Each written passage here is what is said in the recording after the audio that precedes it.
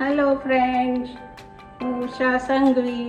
અમારા hello witty કિચનમાં તમારું ખૂબ ખૂબ સ્વાગત છે. આજે સરસ મજાની રેસીપી લઈને આવી છું, ચોખાના લાડવા. આ એક ચોખાનો વાટકો છે, લગભગ એમાં 100 ગ્રામ જેટલું આવે છે. આ માવો છે 50 ગ્રામ. આ કાજુના કટકા છે 8 થી 10, બદામ છે 10-12. આ ઘી છે 2 મોટી ચમચી. આ થોડું કેસર મેં દૂધમાં પલાળી દીધું છે. આ એલચી છે 5 ચમચી. આ ધોયેલા ચોખા છે, ધોઈને મેં અડધો કલાક સૂકવી દીધા હતા કપડા ઉપર. એને હવે આપણે વાટી લેવાના છે. આ ચોખા મેં તમને બતાવવા માટે લીધા છે, જે ધોયા વગરના છે. આ મેં ધોઈને તરત કપડા ઉપર સૂકવી દીધા અડધો કલાક. હવે આપણે આને ઘીમાં શેકી લેવાના છે, બ્રાઉન થાય ત્યાં સુધી. આપણે હવે ઘી નાખીએ. ઘી ગરમ થાય, ઓગળી જાય એટલે આ ચોખા નાખી અને બ્રાઉન થાય. હવે ઘી આપણું ઓગળી ગયું છે, એમાં હું ચોખા નાખું છું. આવી રીતે મીડિયમ તાપે શેકવાના. આ ચોખામાં જે મેં ઘી લીધું છે એમાં આવી રીતે ઘી આવી જવું જોઈએ. જો તમે ઓછા ચોખા લ્યો તો એની સામે એ ઘી ઓછું લેવાનું, અને વધારે ચોખા કરો તો વધારે ઘી લેવાનું. આવી રીતે ઘીનું પ્રમાણ રહેવું જોઈએ. ઘી આવી રીતે ચોખામાં બરાબર હોવું જોઈએ. હવે આપણા આ ચોખા બરાબર શેકાઈ ગયા છે. હવે એક પ્લેટમાં નિતારીને કાઢી લેશું. આ લોયામાં પાછું ઈનું ઘી લેવાનું. ઘી ચોખા શેકાઈ ગયા એટલે હવે આપણે બદામ, થોડીક બદામ શેકાઈ જાય પછી કાજુ નાખશું. થોડીક લાલાશ પર આવે ને ત્યાં સુધી હવે આપણે કાજુ નાખી દઈએ અંદર.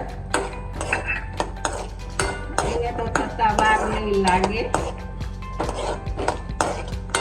કાજુને હવે કાઢી લઈએ.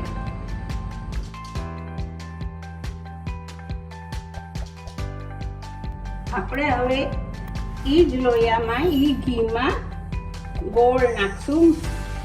મેં એક વાટકામાં જે ચોખા લીધા છે એનાથી થોડોક ગોળ ઓછો લીધો છે. એનું આપણે ગોળનું પાણી કરવાનું છે. આપણે 2 વાટકા પાણી નાખવાનું છે, જેમાં આપણે ચોખા જે ગ્રાઇન્ડ કરીને કરશું ને તેમાં બરાબર ચડી જશે. હવે એનું આપણે પાણી બનાવશું. ત્યાં સુધીમાં આપણે ચોખા વાટી લઈએ. હવે આપણા ચોખા શેકેલા ઠરી ગયા છે એટલે આપણે વાટી લેવાના છે.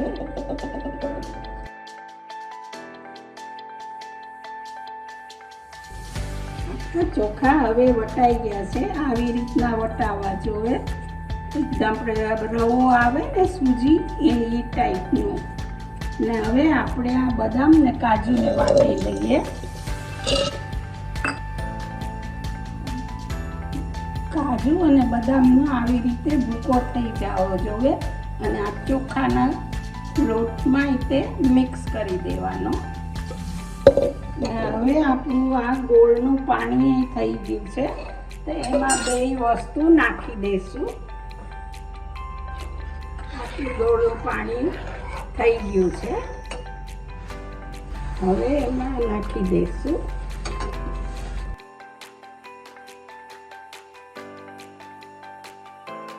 હવે જો આવી રીતે અંદર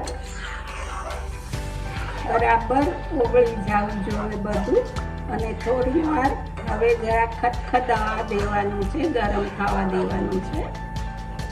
હવે જો આપણું ગોળનું પાણી ઘણું બધું આમાં મિક્સ થઈ ગયું અને ચોખાઈ ચડી ગયા છે. હવે આપણે અંદર માવો નાખવાનો છે.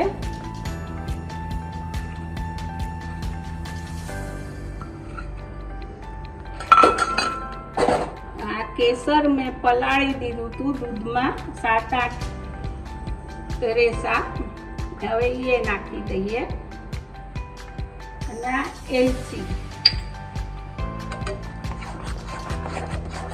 હવે જ્યાં સુધી લોહી છોડે નહીં ત્યાં સુધી આપણે એને થવા દેવાનું છે. હવે આપણે આ ચોખાના લોટનું બરાબર પૂરણ તૈયાર થઈ ગયું છે. જો આપણે જોવું હોય તો આવી રીતે તવેથો રાખવાનો, ઊભો રહે એટલે સમજવાનું આપણું બરાબર ખીરું તૈયાર થઈ ગયું છે. હવે લોયામાંથી કાઢીને આવી રીતે ઠારી દેવાનું. ઠરી જાય પછી આપણે લાડવા વાળશું. સાવ ઠરવા દેવાનું. હવે આપણા ચોખાના લાડુ તૈયાર થઈ ગયા છે. તમને બનાવતાય અઘરું નહીં લાગે અને બહુ જ હેલ્ધી બનશે. એમાં ઘીએ ઓછું જોવે છે. અને મારી ચેનલને લાઈક કરજો, સબસ્ક્રાઈબ કરજો. બાય.